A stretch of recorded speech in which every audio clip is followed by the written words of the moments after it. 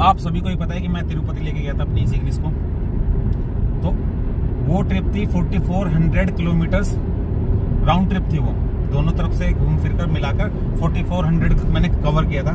4400 में इसके नेगेटिव्स क्या थे वो मैं बताता हूँ। परफेक्ट जो पोजीशन होती है हाईवे के लिए वो ये होती है, टॉप पे आप हाथ रखो और आपके हाथ में ये फोल्ड आना चाहिए, इससे आपके शोल्डर में पेन नहीं होता और आप कंफर्टेबली ऐसे बैठते हो। अगर मैं ऐसे कर लेता हूँ तो लेग मेरे स्ट्रेच नहीं होते हैं, लेकिन अगर मैं लेग स्ट्रेच करने के लिए सीट को पीछे कर लेता हूँ, अब मेरे परफेक्ट स्ट्रेच हो रहे लेग, बिना दिक्कत के मैं क्लच दबा सकता हूँ, रेस दबा सकता हूँ, ब्रेक दबा सकता हूँ। अब मेरे हाथ भी स्ट्रेच हो गए हैं। इसमें रीच स्टीयरिंग कॉलम नहीं है, सिर्फ हाइट एडजस्टेबल है, तो यहाँ पे चलाने पे काफी ज्यादा शोल्डर पेन होता है। इसलिए मेरे को तकरीबन 3000 किलोमीटर यहाँ पे रख के चलाना पड़ा और अपने पैरों के साथ कॉम्प्रोमाइज करना पड़ा, क्योंकि हाथों के साथ कॉम्प्रोमाइज करना ज्यादा मुश्किल है।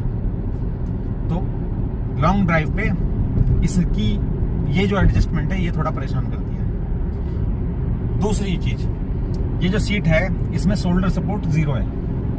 आपके यहाँ तक की सपोर्ट अच्छी है, शोल्डर सपोर्ट वैसे है, लेकिन जब आप लॉन्ग राइड पे जाते हो और जो हल्के से ऐसे होके बैठते हैं ना, हल्के से, उनके यहाँ पर सपोर्ट नहीं होता है। जो नेक रेस्ट है वो बहुत पीछे रह जाता है, या तो वो थोड़ा थिक होना चाहिए था ताकि उस पर ऐसे नेक रेस्ट करे। आपने पोलो का देखा होगा, जो डिजाइन जर्मन्स यूज करते हैं, पोलो में, वेंटो में, रैपिड में, जेटा में, यहाँ तक कि अपनी नई स्लाविया में भी या वर्टेक्स में भी, उसमें उसका पोस्चर ऐसे होता है कि आपका हेड टच होता है, शोल्डर से सीट टच होती है, तो वहां पे आपको सपोर्ट मिलती है। आप टाटा की सीट देख लो, उसमें यहाँ पे सपोर्ट मिलती है। अदर देन मतलब नेक्सॉन या नेक्सॉन से ऊपर की जो भी टाटा की सीट्स है उन्हें देख लो, लेकिन इसमें नहीं मिलती है। तो आपको ऐसे कुछ जुगाड़ करना पड़ेगा। अब इस जुगाड़ को करने के बाद मुझे नेक रेस्ट निकालना पड़ा।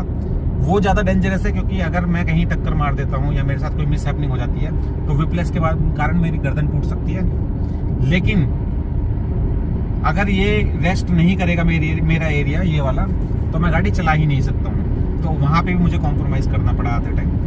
तो ये 2 नेगेटिव पॉइंट्स थे जो इसकी ड्राइवेबिलिटी को हैम्पर करते हैं। अदर देन दैट इंजन बहुत अच्छा परफॉर्म करता है। आप इसे आउटराइट चला सकते हो कंटिन्यूसली 1000 किलोमीटर, 1500 किलोमीटर। आप रेस्ट भी नहीं दोगे तो ये बुरा नहीं मानेगा।